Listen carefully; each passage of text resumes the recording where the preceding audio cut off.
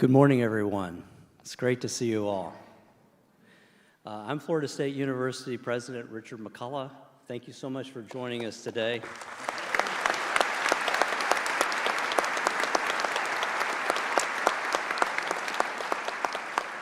And thank you who have joined us online. We know this will be a really interesting, lively, and thought-provoking discussion about the future of higher education in America. We're delighted to have this panel of distinguished speakers, and I want to thank you each for being here on this incredible day. This means a lot to me personally, and it means a lot to the university, so thank you for coming. Let me introduce the panelists to you. I'll start with Dr. Alan Garber, who's Harvard's Provost and Chief Academic Officer. He's also the Mallinckrodt Professor of Healthcare Policy at Harvard Medical School, a professor of economics in the Harvard Faculty of Arts and Sciences, a professor of public policy in the Harvard Kennedy School of Government, and a professor in the Department of Health Policy and Management at Harvard T.H. Chan School of Public Health. An economist and a physician, he studies methods for improving healthcare productivity and healthcare financing. Thank you for being here, Alan.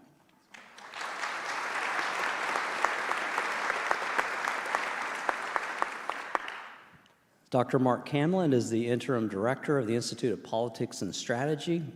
Mark is a university professor of economics and public policy and provost emeritus at Carnegie Mellon University, a professor in the Dietrich School of College of Humanities and Social Sciences, and a professor in the Heinz College of Information Systems and Public Policy. Thank you for being here, Mark.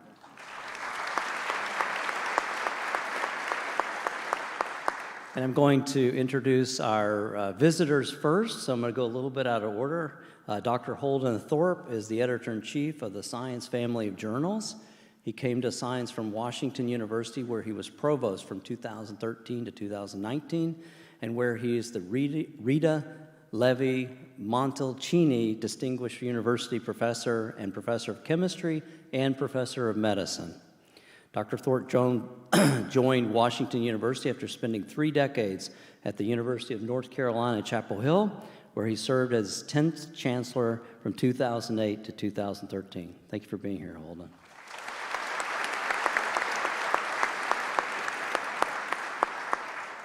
And my colleague, Dr. Laura Fulkerson, is the Interim Vice President for Research and Professor of Classics at Florida State University. Her scholarly work within classics focuses on 3 areas: Latin poetry, ancient women's history and gender studies, and the emotions in antiquity. She edited the Classical Journal, a leading journal in her field, for 6 years from 2010 to 2016. Thank you, Laura.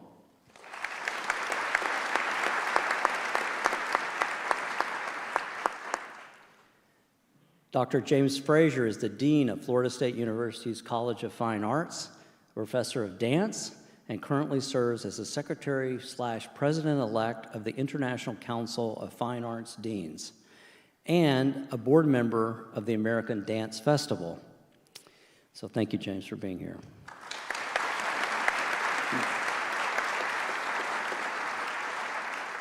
Before we get started, I am really honored to share a special video message from Harvard University President Emerita, Drew Faust. Good morning. I'm Drew Faust, the Arthur Kingsley Porter University Professor and President Emerita at Harvard University. It's my great privilege to greet you all as we observe this day of celebration in honor of your new president, my former colleague, Rick McCullough. But as we mark this institutional transition and herald a new leader, we also step back for a moment from our usual daily lives to think about higher education, its past and its future. Higher education has never mattered more. University research and teaching have the power to change the world. We're in the midst of a biological revolution with the potential to do more to relieve human suffering than has perhaps ever previously been possible. We face the crisis of a warming planet and turn to our geophysicists and chemists and economists and policy analysts to help show us a path forward. We face international conflicts where knowledge not just of politics and diplomacy, but understanding of cultural assumptions and differences are indispensable. And here at home in the United States, we confront social tensions, antagonisms, and inequalities that demand analysis and insight as one basis for redress. History, literature, the arts, including the treasures of your remarkable museums here at FSU, can help us see and hear one another more clearly and generously, and imagine beyond the constrained present. Knowledge and understanding are fundamental to being an effective citizen in this complex world. Yet higher education is becoming less affordable, less accessible, and less respected. Universities like Florida State have an essential role to play as we steer a course towards a better future, and I know that President McCullough comprehends both the stakes and the opportunities. When I gave speeches as Harvard president, I often quoted Nannie Helen Burroughs, an early 20th century civil rights activist who said, "Education is democracy's life insurance." And I want to leave you with that thought today. You are now privileged to hear from a panel of distinguished scholars representing the many intellectual fields in this university's life. This panel embodies the unifying and universal dimensions of the university, the way in which so many areas of teaching and research join together to strengthen and reinforce one another, to create the broad scope of learning that constitutes the liberal arts, and to unite knowledge across disciplinary boundaries in search of wider truths. Congratulations to the new president, and congratulations to FSU for this important milestone in its history.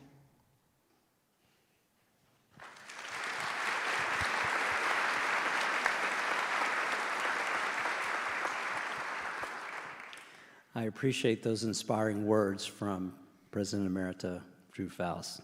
Thank you so much for providing those remarks. She really sets a good framework for our discussion today, and I'm really looking forward to this. So I'm going to start off by asking each of the panelists a question, and I'm going to start with you, Alan Garber. So, Alan, I was wondering if you could talk about some of the new discoveries that have occurred in life sciences and medical research, perhaps in the area of cell and gene therapy, and what you think will be the likely impact that they'll have on not only science, but on healthcare in the future. Thank you for that question. I hope you don't mind if I call you Rick. Of course, I'm just joking, but I was just speaking earlier today about my colleagues, people I've known for years, who when they become Harvard professors, lose their nicknames and go by their full names. And I found out, actually, I've inadvertently been offending people by calling them by their nicknames. But I think as president, you're definitely better off being called Rick. So thank you for that question. And let me just say that, of course, I think all of you know there have been dramatic breakthroughs in the life sciences. And when we talk about new discoveries and we talk about these breakthroughs, they almost always build upon years, if not decades, of research. And one example you may be familiar with was the rapid development of vaccines for COVID, including mRNA vaccines. These are overnight sensations that took about 2 decades of research to build up. And in the case of mRNA vaccines, a lot of it was about how you would package genetic material to enter cells to produce the proteins that were needed to generate a response. So I would say mRNA is an example of an entire class of breakthroughs in how you're actually able to deliver biological therapies, and in particular, gene therapies.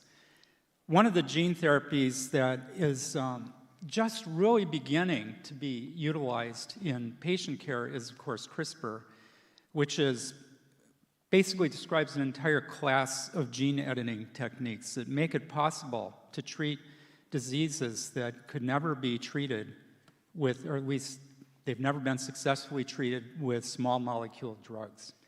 Huge breakthroughs in this area. There have been reports now of this apparent cure of sickle cell disease and beta thalassemia. There's a lot that makes these these therapies challenging to develop. And actually, I would just put in a plug for the convergence between engineering and the biological sciences. And you need advances in both to make these really successful. And one of the big obstacles, and Rick himself has worked on this in creating, helping to create the Center for what we used to call the Center for Advanced Biological Innovation and Manufacturing. It's now called Landmark Bio. It turns out manufacturing these biological products, particularly cells, is enormously complicated, very difficult, very costly, and advances in manufacturing, first of all, involve much more basic research than that name makes it seem, and they will be critical to the successful development of these therapies. So I would put the manufacturing side of it up there, and that, of course, was critical in developing the vaccines. Oh, thank you. That was really interesting. So one of the other areas of great breakthrough has been in the area of machine learning and artificial intelligence. And one of the dreams, of course, is to apply artificial intelligence and machine learning to precision medicine, for example, to essentially just take data and use data to figure out how people should be treated, or tests from human beings, and then use that along with data to treat people in a very precision, targeted way. Could you talk a little bit about the evolution of that area? Yeah, this is a great question. Artificial intelligence, from basically the beginning, which I think is in the 60s or 70s, has always been thought to be a set of approaches that would have widespread applicability in medicine and in the life sciences. And they have been just on the verge of breaking through to making a huge difference for all of those years. But actually, I think we're there now, where it is making a difference. And when I was a junior faculty member, one of my colleagues had developed one of the first, what was then called AI programs, to match antibiotics to infections, to help physicians figure out what to use. Computational power then was so minuscule compared to what we can do now that he couldn't actually program in probabilities themselves. They had to use what were called fuzzy probabilities because the actual calculations were too time-consuming and just beyond the capability of the hardware of the time. That has changed just dramatically since then. We have massive data sets, which is crucial, and the computational power. The applications that have been used over the past decade or so in medicine have been things like helping to identify patterns in tissue samples, identifying cancer types, and so on, aiding in the interpretation of X-rays, CT scans, and MRIs. This is all pattern recognition. This is changing dramatically as we speak.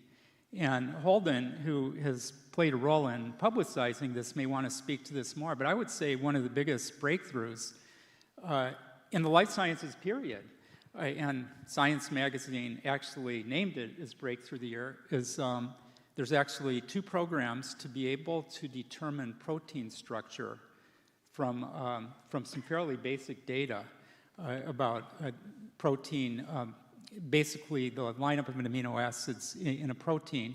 They have a set of rules that they've been able to develop through machine learning techniques to do an incredibly accurate job of predicting protein structure.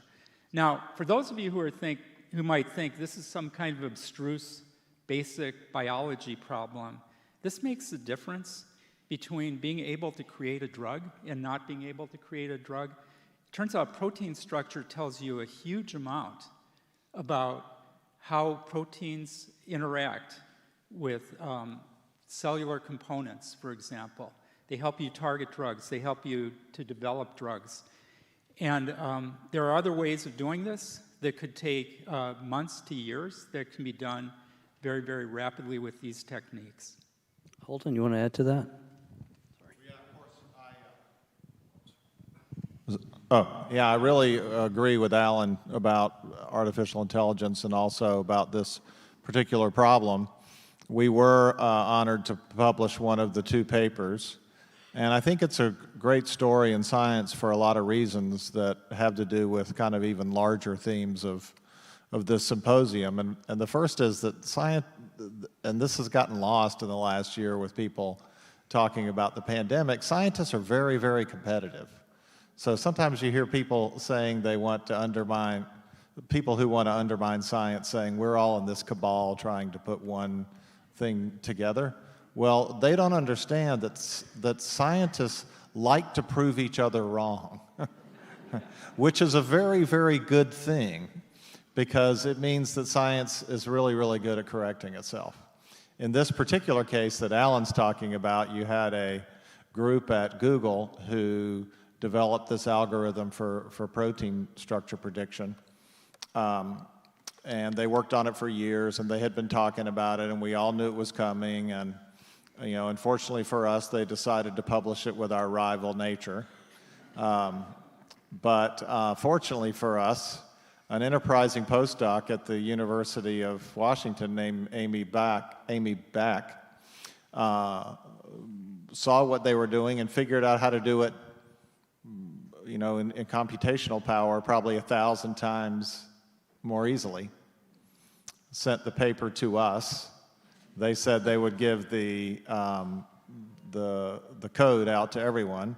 Then Google decided they would post their code, and we in Nature published the 2 papers on the same day, and as Alan said, we made it the breakthrough of the year. It's the kind of thing that you think about when you're a young scientist. When I was, this was a problem that a lot of people wanted to be able to solve, to be able to predict the structure of a protein from its primary sequence.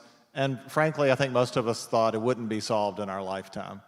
So to see this happen and for it to be a product really of computer science and biochemistry coming together in such an exciting way is a great thing. And I in addition to all the examples that Alan listed, I think another one that we just published a week ago, since we've got a classicist on our panel and plenty of humanists here, I'm sure, we published a paper, the title of which is Forgotten Books, which uses the techniques from ecology, where artificial intelligence is used to figure out the loss of species, to figure out the loss of medieval manuscripts over history. And so it's a very accessible paper. I encourage everybody to go look at it. But not only can we apply this to protein structure and to medicine, but to the humanities as well. So there's a lot of great things on the horizon. Well, thank you very much for that. There's a lot to be excited about in the world of science and medicine in particular, and I don't know if we'll have time to talk about it, but one of the other revolutions that is going on is in the area of quantum science and engineering, and so there's just a lot happening, and one of the points that is really, really important is the investment in fundamental research makes all the difference in the world. And again, these are foundations that take years and years and years, but then really produce and producing the kinds of things that we're seeing now. So it's really absolutely revolutionary. Let me switch subjects for a minute and call on Mark Hamlet. And Mark Hamlet is going to pull double duty today. Unfortunately, Professor Larry Bobo had a family emergency and couldn't attend, so we hope everything works out well for him. But Mark, I wanted to get you to talk about, of course, international, but first I wanted to talk with you about the social sciences. And if you could talk for a minute about what you see as emerging research and discovery in the social sciences and how the social sciences are changing in this current environment. Thanks, Rick. I guess I should start by saying social sciences. What does one think about that is in contrast, and you think the natural sciences? But I'd like to point out that all this protein unfolding and so forth, and Higgs bosons and so forth, that's actually the easy stuff. Social sciences, social sciences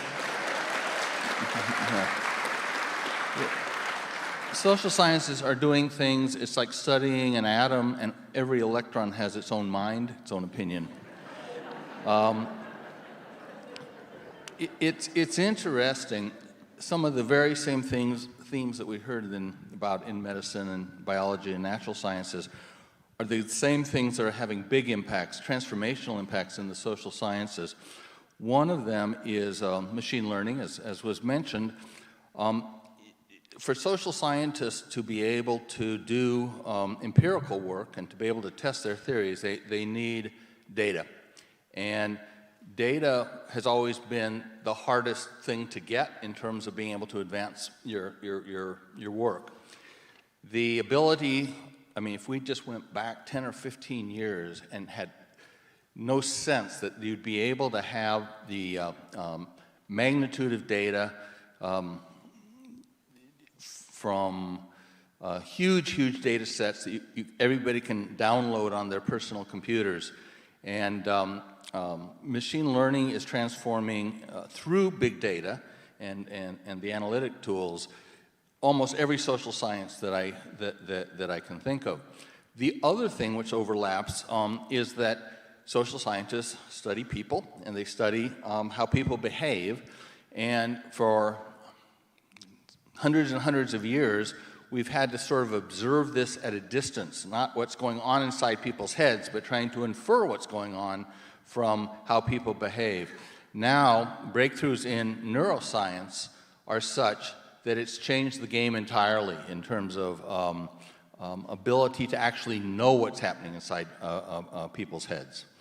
The last thing I'll mention is people always say, are the social sciences, is there anything that they know? Or are we moving in a positive direction? I think that as you look at U.S. history and the history of the West through the financial crisis that happened in 2008 and 2009, and you look at the COVID crisis now, we learned an immense amount from the terrible things that took place in the financial crisis. At the beginning, central banks across Europe and the U.S. had really no idea how to respond to that financial crisis. About half of the countries decided to go the path of austerity. Others didn't go that way. You've seen almost every country learn from that. And the first part of how governments responded to the first year and a half of the COVID crisis has not led to another repeat of the Great Depression, but to not quite business as normal, but economies being able to survive. So it's an exciting time in social sciences, and perhaps more overlap with some of the health, medicine, and natural sciences than one would think. Mark, could you just, because we have a broad group of people in this audience today, and I was wondering if maybe you could give a layperson's definition of artificial intelligence and machine learning for those that may not be so inclined to know the details. And then another question I have for you is, I've talked to a lot of social scientists, and some of them have said that the area of social sciences are actually narrowing and becoming closer to science. And then there are others who say that, no, this is a broadening of social sciences, and I would be interested in your comment on that. Yeah, the focus of social sciences has sometimes been described as artificial unintelligence. but artificial intelligence for social scientists is the ability to model very complex systems of people bouncing into each other in economies and in their social activities and so forth in ways that you would not be able to do without the immense amounts of data and the immense amount of computational capabilities. It is the ability, artificial intelligence, I would say, has two big components that get mixed up and very confusing. One of them is what's called narrow artificial intelligence, and the other is called general artificial intelligence. And what's useful to keep in mind, I think, is that the progress that's being made is being made in very narrow things, but things that humans cannot do, or we could do maybe in principle, but it would take us an immense amount of time. And I think that's as opposed to general intelligence, which is what you see in the Jetsons, and we're pretty far from getting to that point.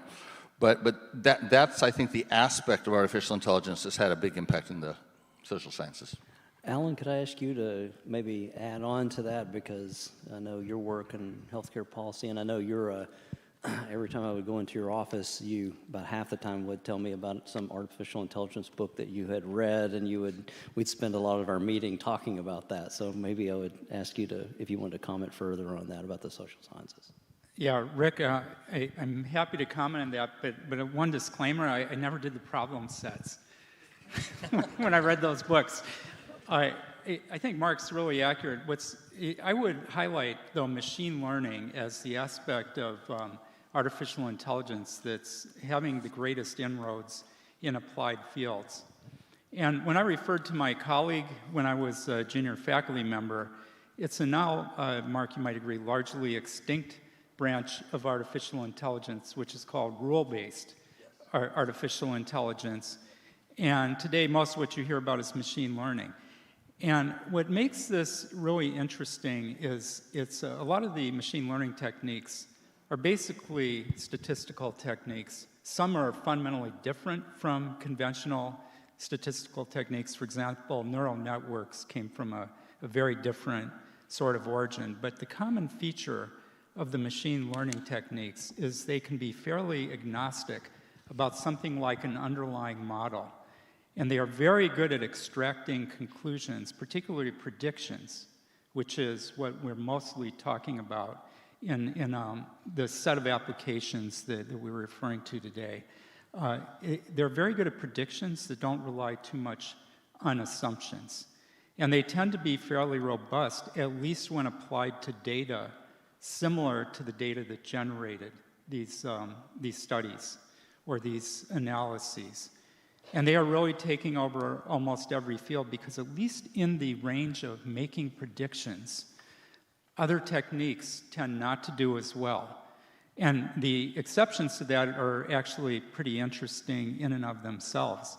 But suffice it to say that by using a lot of data, and a lot of data means number of observations, number of people you have to study and so on, but also having many characteristics, many different variables. If you used to think in statistical terms, you can draw conclusions, you can make predictions that will very often outperform other approaches. There's a whole range of other applications of AI, and the general intelligence that Mark referred to is one whole class, but a lot of the applications are of machine learning per se. Well, just a quick comment. One is just to go back and talk about, reading radiology scans and imaging scans and tissue samples. Computers can do that much better than the human eye, and things that get missed are very important, of course, and those will help to transform healthcare. The other area that's really fascinating is the area of causal reasoning and the use of machine learning and artificial intelligence to have computer-aided decision-making for, as Mark was talking about, in economics and other fields. But there's just, sometimes things are very complicated, and so having a machine that can sort of process all the data promises to make a big difference. Now I turn to my colleague, Laura Fulkerson, and Laura, I was wondering if you could take on a question for me about the liberal arts and talk about why you believe that the liberal arts, a liberal arts education is so important, and why people study humanities, and why it's vital to the university presently and in the future. Sure, I'd be happy to. So I think I confess to you, I don't love, just amongst us, I don't love the way in higher education, it seems to me we focus a little more of our attention than we ought to on jobs. But let's stay there. Let's talk about job training. I think we tend to think that we are preparing students for their first job, and I think that's a mistake. I think we're not doing them any favors. We need to be preparing students for their 7th jobs and their 8th jobs, for the jobs that we don't know exist yet. And I think the best way that we can do that, of course, we want to teach them technical skills, and we also need to teach them how to learn, how to integrate information into. Hello? How to integrate information into what they already know, how to deal with unpredictability, how to communicate, how to be culturally agile, and there may be better ways of doing that than experiential learning, than a liberal arts education, but I don't know what they are. I think parents want majors that sound like jobs, and I don't blame them, but I think that's a little short-sighted. So thank you.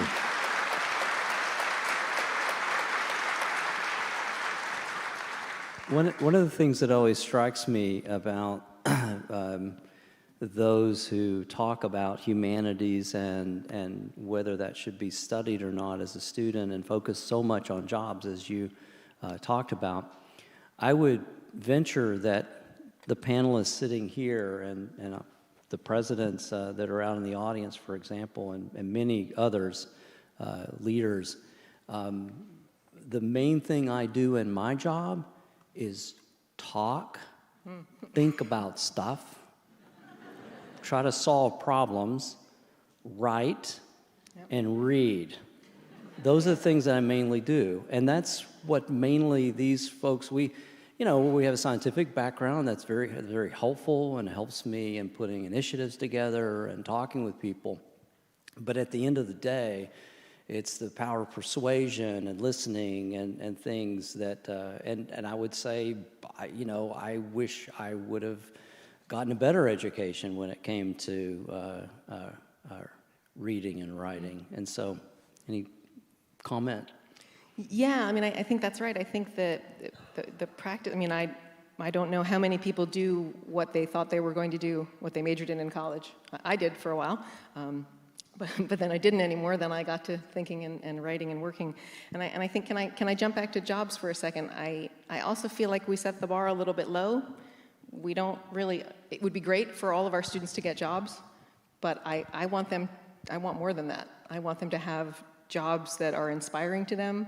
I want them to have jobs where they can find meaning, where they can make themselves feel good, where they can make the world a better place. And I think all of those things that you're talking about, right, that's how that happens. You're a classics professor, and I was wondering... I am. I was wondering if you could talk about what you've learned about life by being a classics professor. Yeah. In our very first conversation, you may remember, I told you, you said, so you're a classicist. And I said, yeah, we think we know everything. And you said, I must be a classicist too. So what I meant by that, classics is a little bit different from many humanities disciplines in that it's not a methodology, it's sort of a people-bounded place and time, and we work with always much less evidence than we want. So we get good sort of at the early stages in sort of picking from among methodologies. We'll take sort of any information that we can and try and piece it together. So that kind of pulling things together. We are pretty good at extrapolating to a larger picture.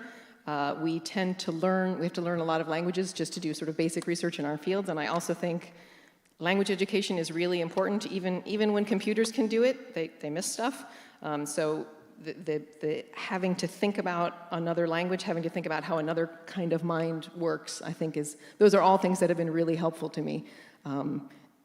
It is not the case that my scientist colleagues are beings from the ancient world, but it is sometimes the case that we seem to be talking different languages. So I think that any success that I've had has actually come from translating. Thank you. That was wonderful. Thank you.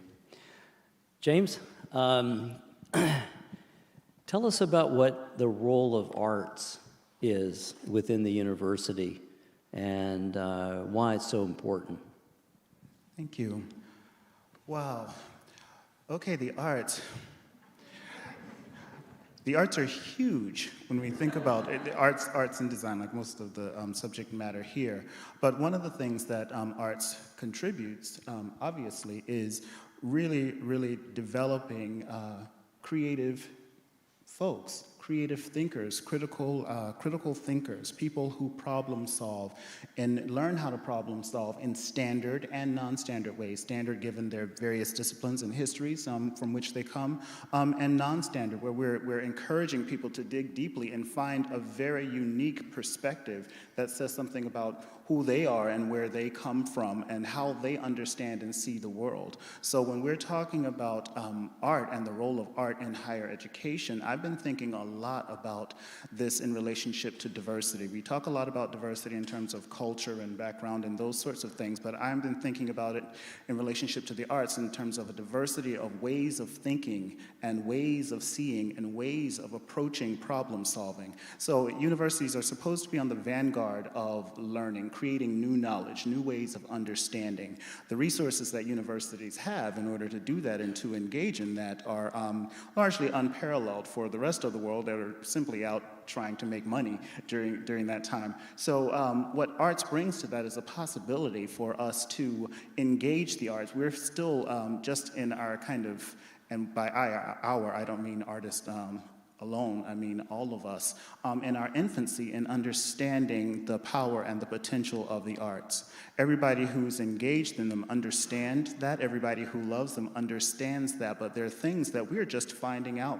We're just scratching the surface of the multiple possibilities for art and health and art and medicine. We're just finding out about the kind of intelligences that are associated with the ways that artists practice and learn and develop, and the function of that in terms of the impact on the brain and how the brain develops.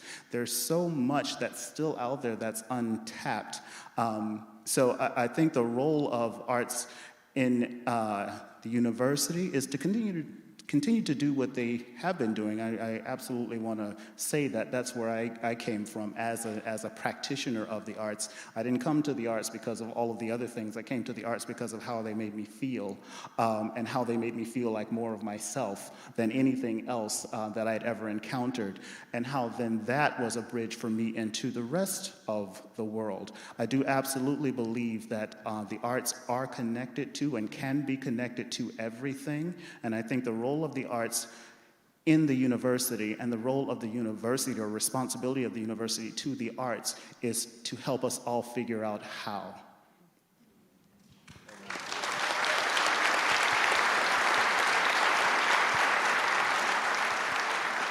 Well, that was great. Thank you so much.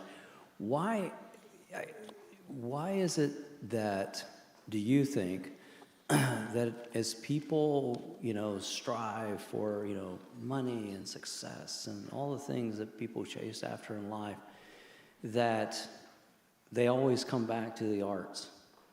They always collect beautiful paintings and become opera aficionados. And could you say something about that? I could probably say a lot of somethings. But really, because I just said that the arts are connected to everything, I really do believe that. But we spend a lot of time talking about them as if there's something that's that they're tangential somehow, that they're non-essential, that they're luxury items. I'm going to just give you a little window into my mind. I was thinking this morning, I woke up in a bed, in linens that were designed by somebody.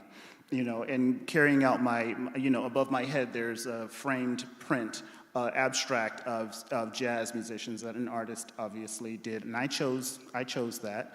I go in my morning routine, I brush my teeth with a toothbrush that's clearly designed for more than function, right? There's colors and there are things on there, so aesthetics are involved in that too. So there's some intentionality behind that. And I jump in the shower, and for me, I always turn on some music, and I belt some tunes while I'm in the shower because that's how a good day starts, right? So there's music and musicians and whole production team, all sorts of people there in supporting that recording. And then I go and I chose my outfit for, for the day, what I was going to wear. And obviously these things were created in a way that was not just about function. It was not simply about covering my body. It was also some intention in terms of color and texture and fit, all of those kinds of things. We are all day long, every single day, engaged in curating our lives, curating the parts of our lives and the things that are all around us that reflect who we are, where we come from, what we value, those kinds of things. And most of us have opportunities to go out on our way, our drive-in, or wherever, if we're not living in a place that's kind of steeped in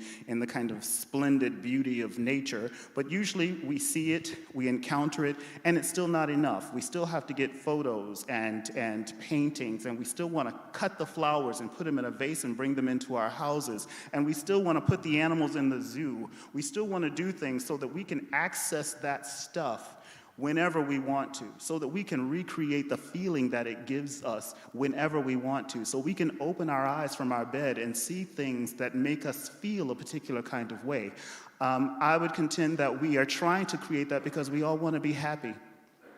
And that we are always engaged in the process of trying to do. And so the arts help us, not just in terms of, always seeing the beautiful things or the easy things, but happiness is also contending with those things that confound us, those things that are mysterious to us, the things that terrify us. We like horror movies, we like bebop, we like we like abstract art, we like things that challenge us. And so we seek out that stimuli because it does that, because it connects us to our humanity. It makes us more human than just existing. Wow.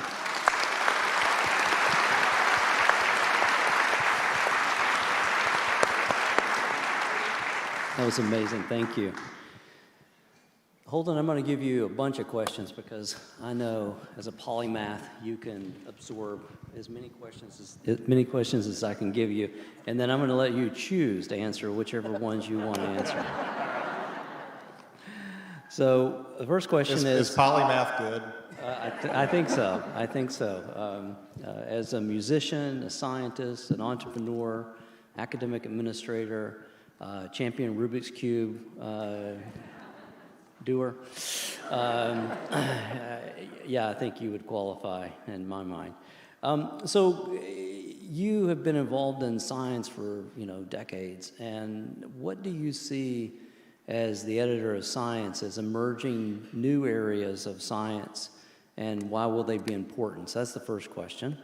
The second question is, as an author, an entrepreneur, a former provost president, and why do you think that promoting entrepreneurships and startups and innovation within the university is so important? What are the benefits that you can see? And then, can you give us some examples of where entrepreneurial culture have helped to transform cities and communities?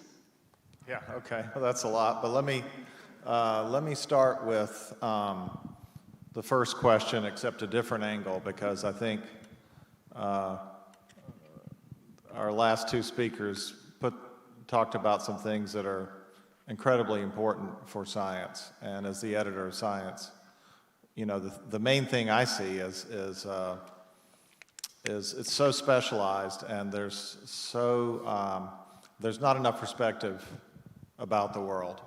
And I think science takes a lot of blame for that, because we've crammed so many classes in these undergraduate degrees of ours that we haven't given students the opportunity to really understand the context in which the technologies and scientific ideas that they've learned function to achieve the societal goals that we all say that we have. And the pandemic is a great example. The people at the bench did a magnificent job. They got the vaccine in record time, and we got the structure of the spike protein on February 10th, 2020. They only had the sequence 6 weeks before that. So these are amazing human accomplishments. But the social science of the pandemic, we basically blew all of it. We didn't understand that it was inevitable that it was going to be politicized. There was all this, why are they politicizing it? Well, every scientific issue, climate change, evolution, the pandemic that's ever come along has been politicized if it was of societal interest. So it was inevitable that the pandemic was going to be politicized. We did a lousy job on communication. We told everybody masks work. Well, we should have said masks help. Masks don't work 100%.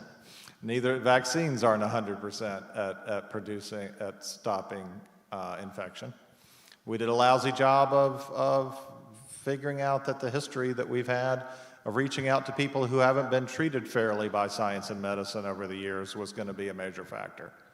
And you can just go on with all the things that went wrong because we were really good at with our pipettes, but not very good at communication and at understanding the sociology of what was going to happen. So as a public university, I just want to give a lot of support to what our two speakers we just had said, to stress a liberal arts education at a place like FSU.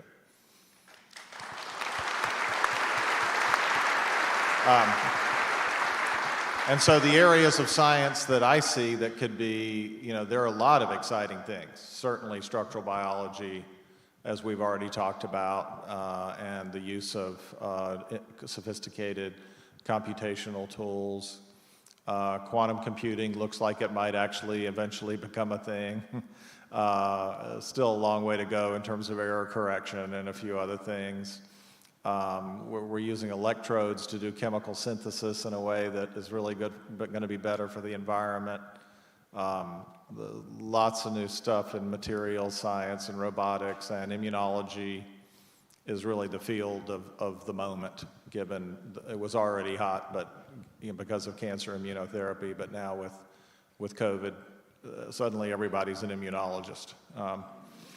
I would encourage you, if you want to be an immunologist, that it is a very complicated field with a lot of jargon in it, and maybe if you're a physicist, it's not so easy to become an immunologist overnight. But the underlying thing of all of this is that the welfare of the scientific workforce and the ability of the scientific workforce to understand the implications of what they're doing and how to communicate it is almost more important at this point than the science itself. And that's a good bridge to talking about how innovation and entrepreneurship play out, because a place like FSU is brimming with good ideas, technologies that can become successful businesses.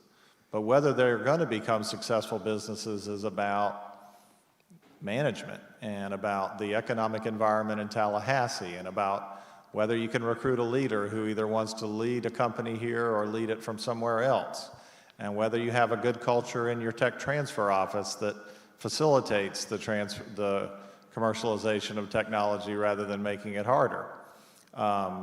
It's great for FSU that you're going to be the president and have done all those things, because a lot of universities get wrapped around the axle when it comes to all this, because the president wants the revenue that could come if it's successful, and he or she wants to be able to tell the mayor of their city that they're driving the economy, but they may not have a head for all of those complicated transactions that occur in the tech transfer office, and you have that.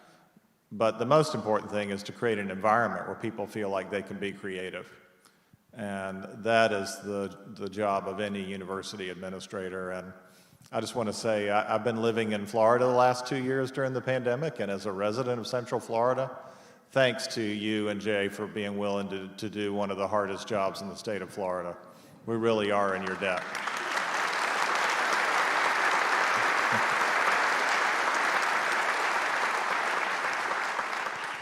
Well, maybe I'll ask Mark Camlett to talk about when I was at Carnegie Mellon, President Cohen, Provost Camlett, and I was the vice president. The old band back together. getting the band back together.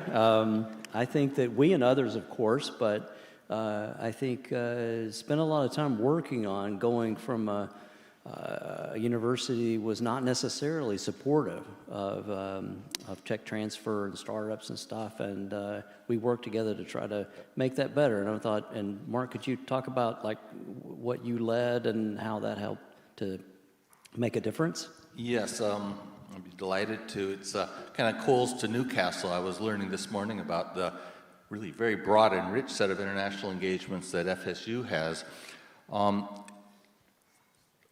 If you think of what America is particularly good at, we're good at many, many things, but higher education is one of them. It is something that is a treasure for our economy and for everything else that drives our society. President Faust, in our introductory welcome, said that higher education can change the world. And there's also and I'll come to that, but there's also a story that Jerry Cohen, past president at Carnegie Mellon, told me. There was a person who was well known at the time, a senator, but he was ambassador to India, Daniel Patrick Moynihan at the time. And India was trying to figure out how it can grow. And they asked Ambassador Moynihan, what is the secret to economic growth? And he responded, start a good university and wait a couple centuries. And it wasn't as facetious as it sounds. America is outstanding in what it has in higher education, but the world is a broad place, and the ability for us to have a horizon that looks outwards as well as focusing on where we're located is something that's very unique, and it actually has expanded possibilities given the way that the technology has evolved.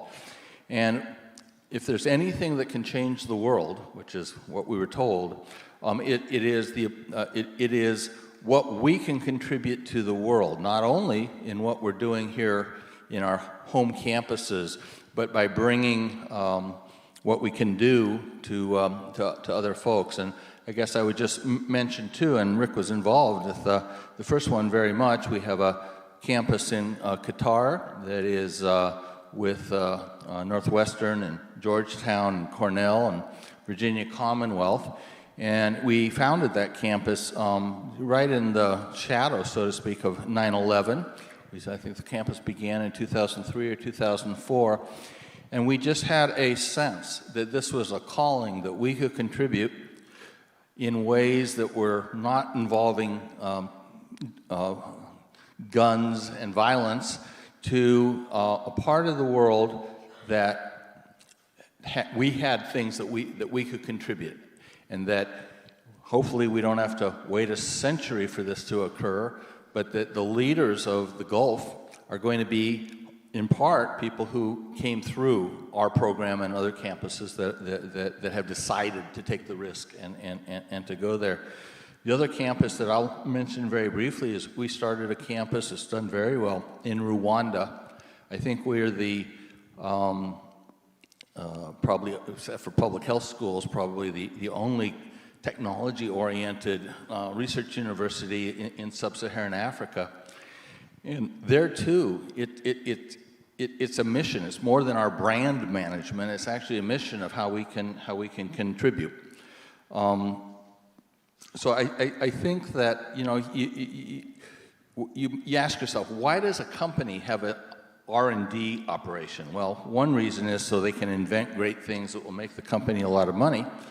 But the other is they develop a capacity to understand what's happening outside what they're doing on their home campus, and to have a sense of what might be occurring that's going to be very relevant. And I think that internationalization is one way for us to develop. We give to the students and faculty that are in these countries, but at the same time, we gain by gaining a much broader perspective of different cultures, different parts of the world, and I think it's a mission for universities in the U.S. Oh, thank you very much. One comment I wanted to make was, some of the things that, in particular, the things that Holden was doing in St. Louis in terms of building this, I always call it innovation ecosystem, this idea and Holden said it so well, it's less about creating innovation and creating these startups and getting faculty and students to do it. Everybody wants to do that. You just got to give them a pathway to do it and make it easy. And by doing that, huge impact on St. Louis, and then the things we did at Carnegie Mellon, a huge impact on Pittsburgh.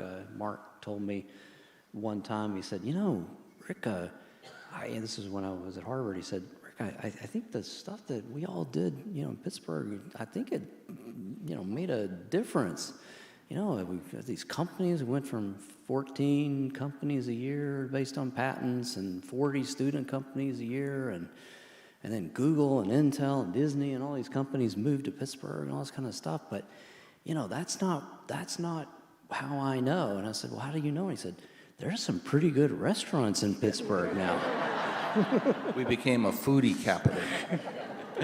So, but maybe in just the closing minutes, I would ask picking up on this topic, if Alan, you could say just a little bit about the Enterprise Research Campus at Harvard and the impact of the life sciences and in the Boston area and what role that Harvard plays in making that happen.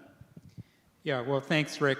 I'm not going to say a lot about the Enterprise Research Campus because so much of the development that we plan is in the future. But let me just say that I spent 25 years on the faculty at Stanford before I came to Harvard. And there's an origin story for Silicon Valley. And it starts actually with the provost of Stanford, which was at that time in an area that really was largely fruit orchards, saying to some of his students that they were going to get their Ph.D.s or their advanced degrees at MIT. I want you to come back here, and we should start some industry here. And he had a real plan, and the first business to come out of that was Hewlett-Packard. And they developed a piece of equipment for the original Disney version of Fantasia, which was actually painted by hand, frame by frame. There was a remake. But one thing led to another, and Silicon Valley happened. And the important aspect of this origin story is that, we may talk about assemble creative people with great ideas who are ambitious and just get out of their way. That's not how it happens. You facilitate. That's what you did at CMU, and that's what you did at Harvard.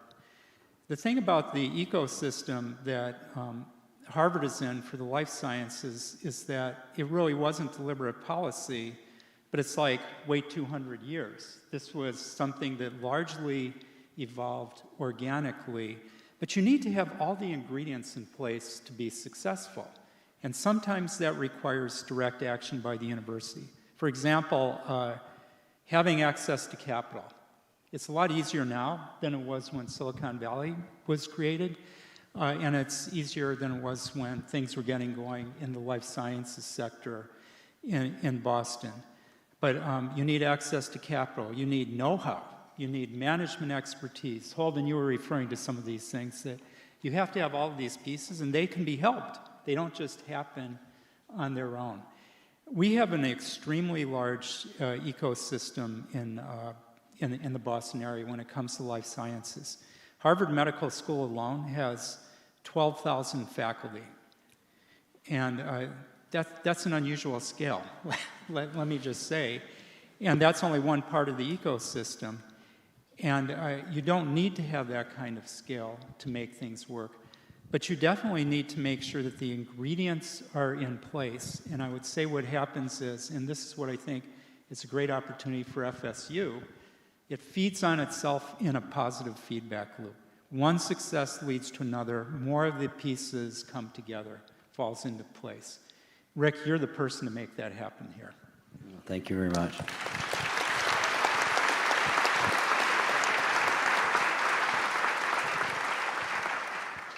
Well, let's give our panelists a round of applause.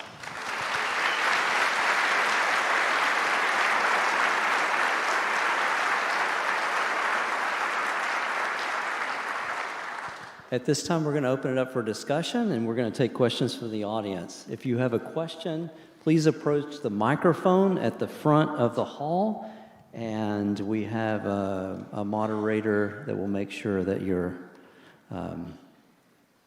doing things properly. So, questions from the audience. Please make your way to the microphone.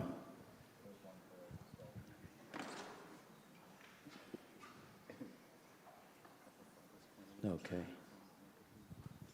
Thank you.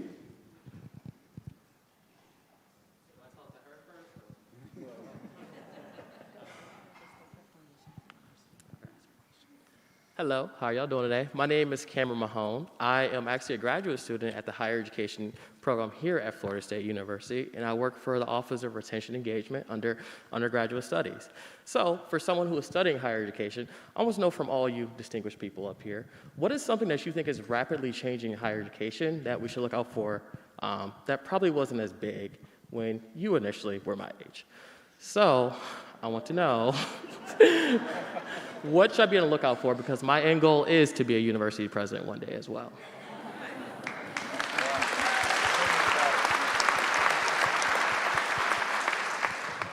So anybody want to take that? What's changed since you were, they had computers now? I might take a first crack at it. When I was learning and when I started teaching, I don't know that this was true, but we felt comfortable assuming that students were interested and wanted to learn and were going to sit quietly and sort of take in what we gave them. And that has been not for everyone a comfortable change, but certainly a really helpful change. Not just classics, but all disciplines are really finding that they have to work a little harder. They have to convince people that what they want to teach is worth learning. And I think that's kind of all to the good. I think another thing that strikes me, and it's very similar to what you've just said, is back in the day, it was always the sage on the stage. It was some professor talking and this kind of absorbent set of students. We've learned and we've slowly begun to figure out how to actually teach in a way or have an educational experience that's more effective and more meaningful. And that's something that's come slowly, but if you compare us now to where we were, I think it's going to continue, I believe. I would say a little bit of the businessification, I'm making up a word and it's difficult, of administration. Particularly I'm thinking specifically of my experience as a department chair and how that role changed over time for the kinds of things that department chairs are responsible for, the kind of expectation of a full service administrator, which is different than how it had been as somebody who was leading the department, but also an active participant as a teaching working individual as well. Well, I would say that the political obsession with college students has become much more intense than it was 30 or 40 years ago. I really regret the fact that commenting on the sociology of college students has become such a thing in the discourse. Young people coming to us today are inquisitive and they're interested in the world and they want to make the world a better place, and they to the extent that there are any problems, those are the faults of the adults, not of the college students themselves. And we really got to figure out how to break out of this whole thing about criticizing college students for being overly sensitive and all of that when it's people my age who've created this situation. So we just need to remember that these places are schools. Yeah. Thank you. Alan, did you want to add anything? Well, I just want to pick up on an earlier part of our conversation. The thing that's changed most dramatically in many ways from my perspective from when I was a student and junior faculty is liberal arts needed no defense when I was a student. We wouldn't be talking about the value of the arts and humanities. And what we've heard today really confirms my own belief that they're more important now than they've ever been, and this should not be a debate that we're still having. Thank you.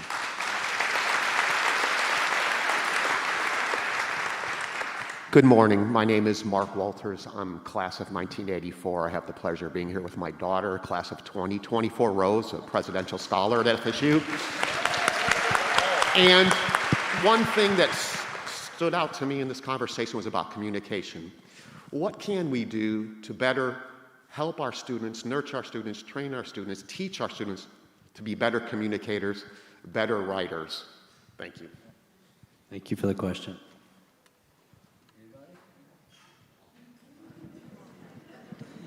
Okay, Laurel. They should take courses in the humanities. Well, I think, I want to say this because I think people often think this is a lack of rigor. It's actually our greatest strength that we are able to hold two contradictory things in our head at once. That is the way the world is. So the more comfortable we can get everyone, particularly students, with those ideas, that people who are different don't have to be wrong. I mean, I think I don't want this to sound melodramatic, but I think that's the only hope for us. Others? Holden? Yeah, well, I mean, I'm a bad writer who wrote chemistry papers filled with jargon and then became an opinion columnist. And the way I was able to do that is that my editor is absolutely fantastic. And she has taught me how to be a good writer, and when she can't teach me, she fixes it anyway. And I think one of the things that we have not done is give enough credit to the people who actually know how to do that. We have too much emphasis on the content and not enough emphasis and recognition for the people who know how to communicate it.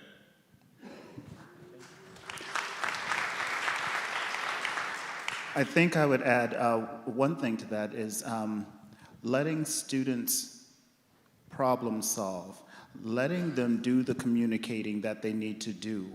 Someone asked earlier about one of the things that we encounter that's different. And truly, sometimes it's the engagement of parents in stepping in to solve the problem for their children who are adults. I mean, it's not just undergraduate students, it's also graduate students. And part of communicating is learning how to engage with others to problem solve. So I would say actively communicating, allowing them the opportunity to do it as opposed to stepping in to fix it for them. Great. Next question. Please. Thank you, President, and thank you for putting this panel together, this distinguished panel together. My name is Baram Arjmandi. I'm from Department of Nutrition and Human Physiology, or Integrative Physiology. That's just a name change recently. So, and the College of Health and Human Sciences. So by training, I'm a nutritionist, and my question is, how do you see your distinguished guest, the future of nutrition?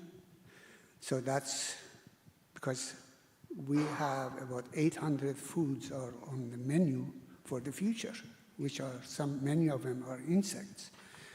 Is that the right way to go? The other comment is, Dr. Folkesson made it very clear, and we, in the process of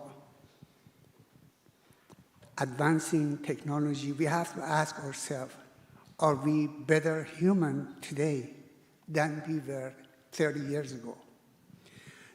Are we doing less? No, we are doing more.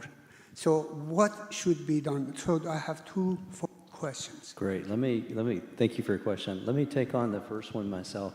I heard a fascinating story when when I was at Harvard University from Doug Melton's, one of the great professors at Harvard, one of the people I admired the most as a stem cell biologist. And Doug told me that when Nixon created the war on cancer, that we sort of left behind, plant biology for so many years, and that really revolutionized the way science went. All the funding went sort of molecular biology and stuff, and that it ended up we were decades and decades ahead. And we know very little about plants and nutrition and things like that. And he said, I can tell you the greatest evidence for this is my mother said to me, Doug, if you're so smart, how come you can't tell me what to eat? So I thought that was a funny story. But anybody want to take that one on? I'd say something about the very good point in the second question. It's a myth that technology always takes us forward, and in this issue of communication, and there's kind of an elephant in the room, which is social media. And social media has become suddenly, over a short period of time, the way we communicate, and we know this is not working very well. It's a big challenge for us looking ahead, but I think the questioner really hit the nail on the head, or a key aspect. That's great. Maybe we'll go to the next question so we can get to all the questions. First, I wanted to thank you all for being here. This is an awesome opportunity as an undergrad student to participate in a panel like this. I'm a third-year presidential scholar here. My name's Elizabeth Iaconis. I'm studying interdisciplinary social sciences with the hope to work in education policy. Upon my graduation, I'm joining Teach for America and becoming a core member.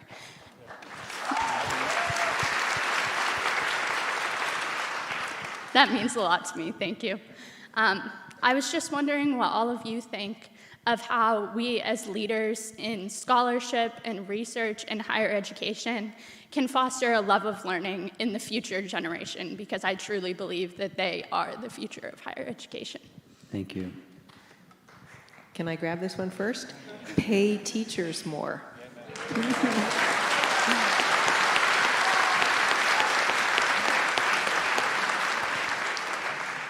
Anybody else want to? That was wonderful. James? I do think this goes back to the question of the liberal arts and how available they are to students. For me, it just was transformative once I found the thing that I really loved. And if you can find the thing that you love and then figure out how that thing connects to everything else, then you will love everything else. And so I think there's an important part about how we are expansive in the ways that we are teaching and the opportunities for in curriculum that we give to people so that they can find that thing. They can find the thing that really speaks to their spirit, and then it will change the way that they engage in everything else. Great. Yeah, and I think we do a lousy job of telling people where knowledge comes from. And the saga of how we get all these things is, in a way, more interesting than the information itself. And it would excite people more, not less, to know where the things in the textbooks actually come from and that they were derived by human beings who were involved in all kinds of human dramas that have every problem that humans have when they do anything, whether it's accounting or chemistry or the arts or social sciences, humanities. All of these things have amazing human dramas behind them, and we do a lousy job of telling people about that. Alan? Well, I will just impart the wisdom that I learned from my daughter, who is teaching high school in a similar program. And first of all, I want to applaud your choice of what you plan to do next. Thank you. And I suspect that your students will develop a love of learning. And one of the reasons I say that is my impression from having seen, and this is really said at earlier ages, before people get to college, of course, and so the kinds of students that you'll be teaching, it's the enthusiasm of the teacher in imparting a love of learning that makes a huge difference. You can't make, you as a teacher cannot make up for everything that goes on or doesn't go on in the home. But you can convey why this knowledge is important, and it's not just about the knowledge, but how it's acquired. There is a huge amount that teachers can do at an individual level. It's up to those of us who are concerned about policy to giving the teachers the supports they need to be successful in this endeavor. But I wish you every success. Thank you. Yes, absolutely. Thank you. Thank you. Thank you. Next question. Hi, I just wanted to thank you again. Like Liz said, she said it beautifully. It's really a privilege to be an undergrad student and get the chance to speak to you all. My name is Katie Feldkirchner. I have been extremely lucky this week. I got elected to serve a third term on the union board here at FSU. We are just about to open our union this summer. I was curious if you could speak to the role of student unions and student agencies, especially in higher education. Thank you for the question.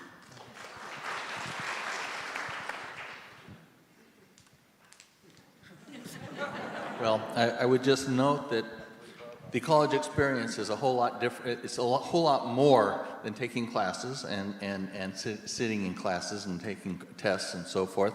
The college experience is one that, if successful, relies critically on student organizations to give life and meaning to most of the activities. And it's been sort of a real tragedy that one of the impacts of COVID has been to make that so much more difficult. Hopefully it's, if we can get into the more toward normalcy. But it seems to me that student activities become actually as important as anything else in education.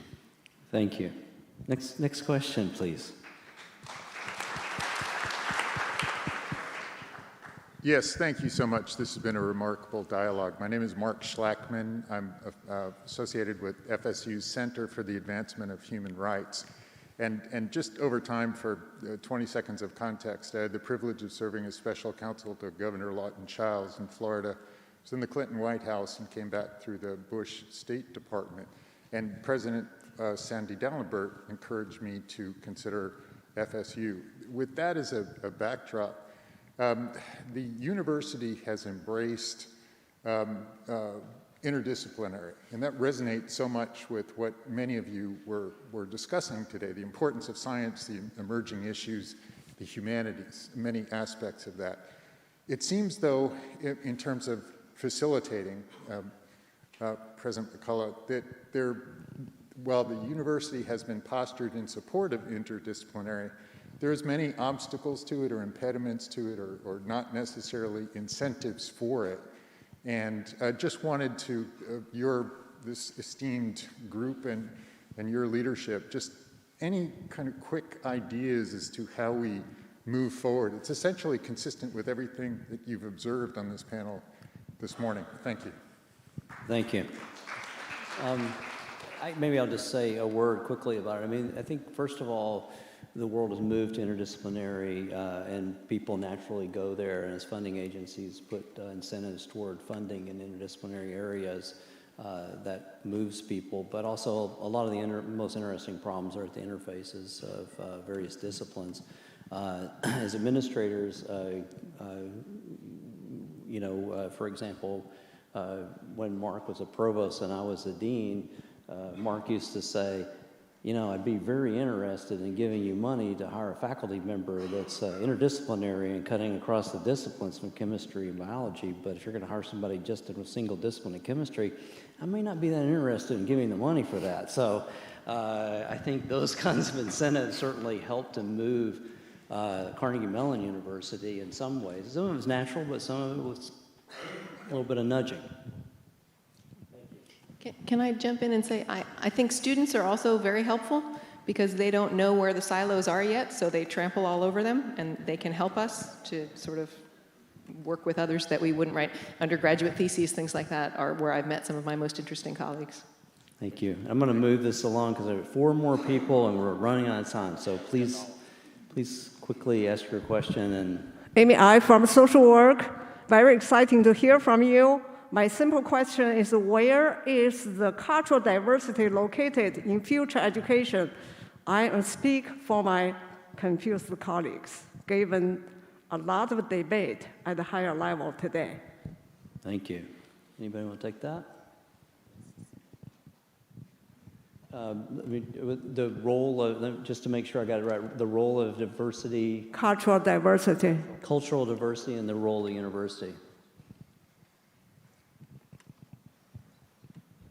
James? I don't want to answer it as a person of color, but I mean, we always have to answer this question. I'm sorry, but that's the truth.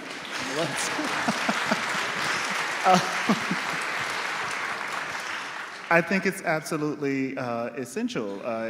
We live in a diverse world. I mean, that's the really kind of obvious thing. And if we don't provide that, then we are providing or putting people in the context to work and to learn that does not reflect the world in which they live. And in such case, then what are we preparing them for?